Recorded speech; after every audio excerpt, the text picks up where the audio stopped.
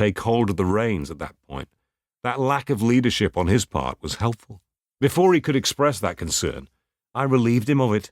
He said that neither he nor George nor Ringo were ready to go back on tour again anytime soon. John said that even if they did, I could never impersonate Paul in front of a live audience. Even if Brian taught me Paul mannerisms, our stage look and routine would be off. John, Paul, and George were all the same height and had always stood next to each other head to head. They all shared 2 microphones. Even if surgeries could make me look like Paul, I could never be shorter than I already was. Paul at that age could not instantly grow a few inches taller. 10 years earlier, they could have called it a growth spurt, but not at 24 years old. Besides, he said, our fans know our voices. It would not sound right. I said we could give the world a new sound that no one could produce in live concerts. We could take sound samples and work them into our songs, along with large orchestrations and some multi-tracked harmonies, instrumentations, and a barrage of sound that would provide a fuller resonance that's over and above anything that the Beatles, or anyone else for that matter, had ever done.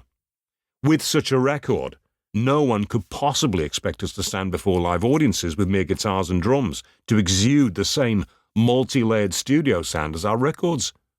My Beatles direction excused the band from shows before live audiences, but as John pointed out, would not keep us from doing press conferences that are always occurring with album releases. I said that after a few of our albums with our evolving photographs, I would only have to look like the current pictures of Paul, not like his old ones.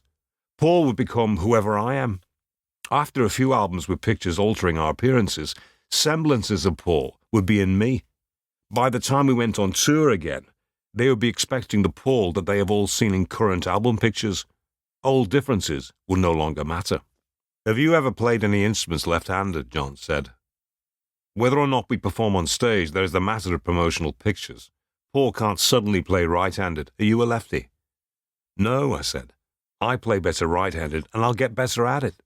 Until then, we can flip the pictures, set the negative upside down. It will come out left-handed in the pictures until I get it right. Everyone thought that would work for photographs of me without the others. All of us underestimated the speed at which I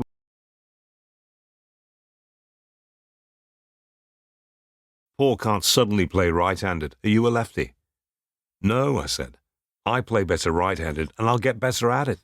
Until then, we can flip the pictures, set the negative upside down. It will come out left-handed in the pictures until I get it right.